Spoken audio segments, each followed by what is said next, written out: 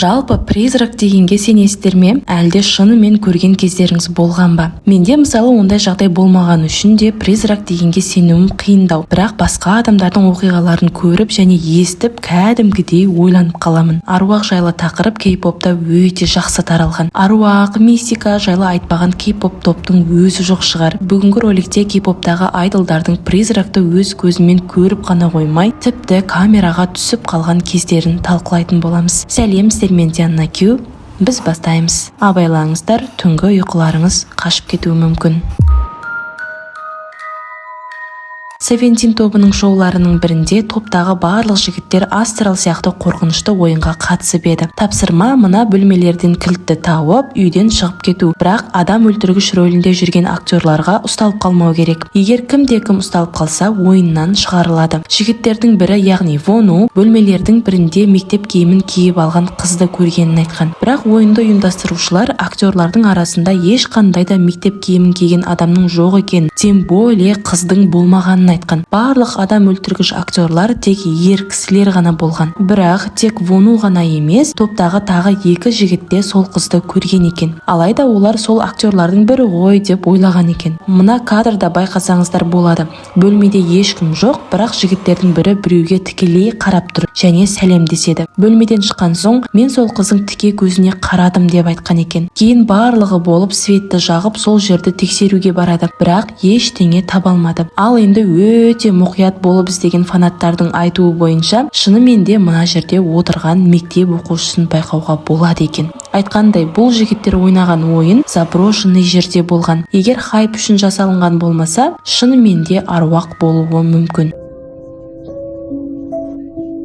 Эспа тобындағы Каринаның айтуы бойынша, бір күні практика бөлмелерінің бірінде түннің бір уағына дейін тренировка жасап, қатты шаршағанынан жатақханаға қайтпай, сол практика бөлмесінде ұйықтай салыпты. Карина колонканың қасында ұйықтаған, ал Каринаға қарама-қарсы, бірақ кішкене алыста стул болған екен. Бір кезде ұйқысынан оянып көзін ашса, орындықта біреудің отырғанын көріпті. Бірақ ең қорқыныштысы, сол отырған адамның денесі жоқ екен. Карина қорқып кетіп, көзін бір ашып жұмғанда, сол отырған адам жоқ болып кетіпті. Эспа тобы SM компаниясында. Ал SM-де ойбай енді айта алмаймын, кей-поптағы аруақтарға қатысты оқиғалардың 90% сол SM-де болған-ау. Мен уже SM дегенде естісем, кей-поп топтардан бөлек миыма аруақтар келетін болған.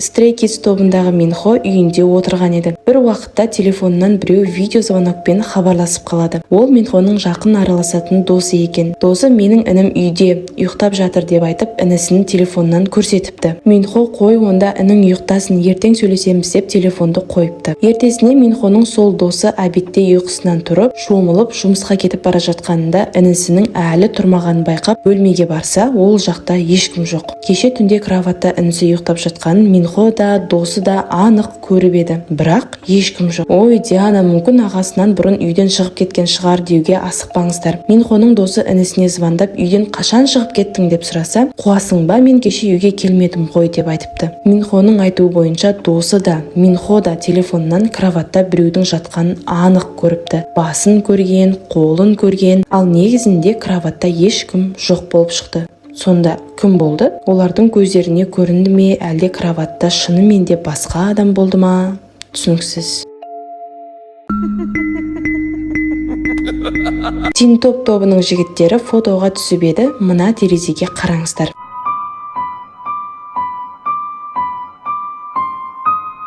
Адамның түрі анық көрініп тұр. Бұл тек бір фотода ғана емес, жігіттер бірнеше рет фотоға түскен және барлық фотода терезедегі адамның басы бірдей болып тұр. Бірақ байқасаңыздар, кәдімгі қуыршақ екені көрініп тұр. Кожасы да, көзі де бәрі. Меніңше бұл хайптың бір түрі сияқты. Осыған ұқсас тағы бір оқиға Супер Junior тобында болған. Жігіттердің бірінің осы фотосында артында есіктің терезесінен бір адам қарап тұрғанын байқаймыз. Иә, Диана, біреу терезеден қарай салған шығар, не болыпты дерсіздер. Бірақ жанындағы айнадан сол есік толықтай көрініп тұр, алайда қарап тұрған адам жоқ. Неге? Әлі күнге дейін белгісіз. Қаншама қыздардың ғашығы Потомкин солнцада ойнаған актер Со Джун Кидің осы фотосынан не байқадыңыздар?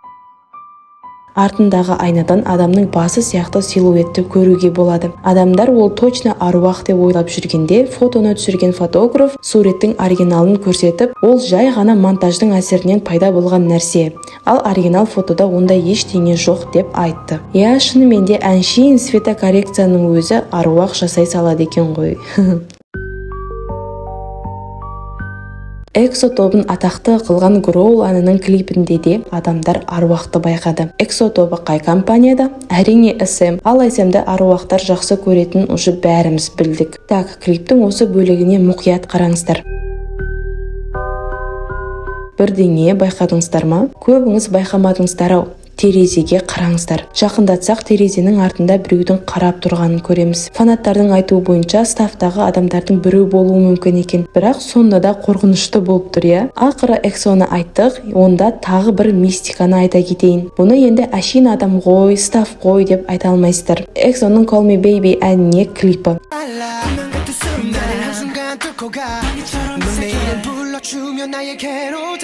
Ченнің осы сценасында бірдеңені байқадыңыздар ма? Алдын ала білген болмасаңыздар, гарантия беремін, ештеңені байқамадыңыздар. Стопқа қоямыз. Енді машинаның алдында отырған силуетті көрдіңіздер ме? Шынымен де кәдімгідей біреу, яғни аруақ отырғанын көруге болады. SM компаниясы жайлы аңыз бар. Компанияның зданиясының орнында бұрын мазарат болған екен. Сол үшін де именно SM-де мистикалық оқиғалар көп болып тұрады екен. Бұл жігіттің қай айдол екенін білмедім, бірақ фотода әдемі болып күліп тұр. Жаман несі бар дерсіздер. Иығына жақсылап қараңыздаршы. Көрдіңіздер ме? Чота көрмей тұрмын десеңіздер, онда фотоға яркость қосып көрейік. Енді точно көрдіңіздер ғой, иә? Иығының артында кәдімгідей біреу, яғни қыз болса керек, қарап тұр. Қалай ойлайсыздар? Аруақ па? Біздің скандальная Хёнамыздың да осыған ұқсас фотосы бар. Бір қараса 100% ешкім ештеңені байқамайды. Бірақ фанаттардың бірінің миына осы фотоға яркость қосу келіпті. Бірақ бекер жасады-ау деймін. Өйткені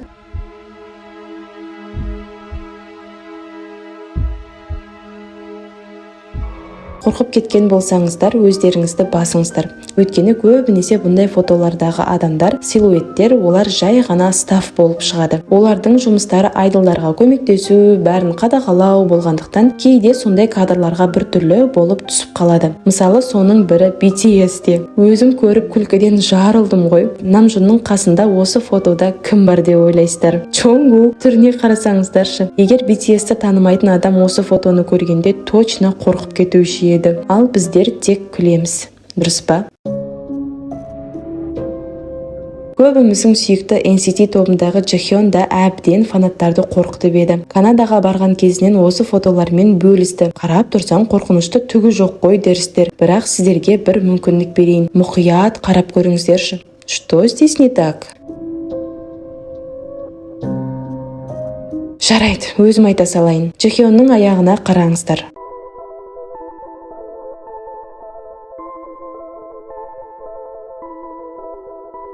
Джихённың артқы жағынан оның аяғын біреу ұстап тұр. Ақыры оның кім екенін ешкім анықтай алмады. Демей-ақ қояйын, Джихённан бұл фанаттарға пранк екен. Өздері әдейі солай суретке түсіріпті.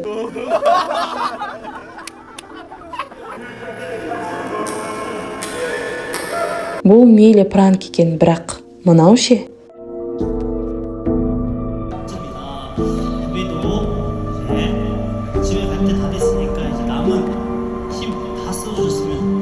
The Boys тобындағы Hyunjae концертте бірдеңе айтумен әуре, бірақ иығындағы мына қолды байқап тұрған жоқ. Алайда артында ешкім жоқ. Бұл не болды сонда? Джей Парк шоуда отырған жерінен қолындағы заты түсіп кетеді. Бірақ мынау кімнің аяғы? Столдың астында біреу отырма сонда? Қалай болды? One Punch тобындағы Ким Самуэль тікелей эфирде отыр еді. Бұл жерде енді мен айтпасам да түсінікті.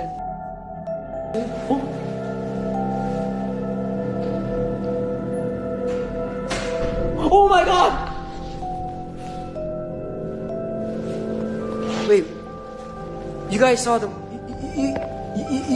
you guys saw the door moving, right? You guys saw the door moving, right? Мамаму тобының қыздары эфирде отырып фанаттарға үйде екеумізден басқа ешкім жоқ деп айтып, бірақ арғы жақтан есіктің ашылған дыбысы шығады. 누구세요? 누구세요? Розе де тікелей эфирде отырғанда бір қорқып алды. 저는 귀신을 본 적이 없고요. 지금 이 순간 이 V 라이브를 하면서 귀신을 처음 보는다면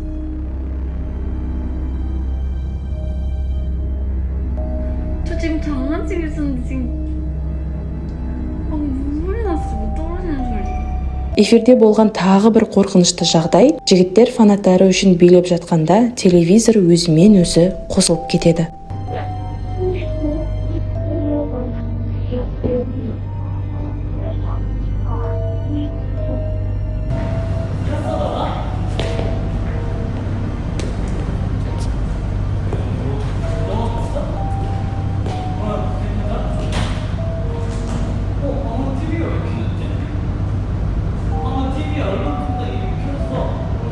Дәл қазір кей-поптағы аруақ темасы өте жақсы танылған. Егер басында айдолдар шынымен де призрак көргендей болдым деп өз оқиғасын айтса, ал қазір көбісі хайп үшін әдейі сондай жағдайларды ұйымдастырады. Фанаттарға аруақ темасы жақсы өтетінін біліп, айдолдардың өзі емес, компания қолдан мистикалық оқиға жасайды. Сол үшін де қайсына сенеріңді білмейсің. Ал сіздерше бүгінгі роликте көрген мистикаларға сенесіздер ме? Комментке жаза кетіңіздер. Ал сіздермен болған Диана Кю келесі роликте кездескенше.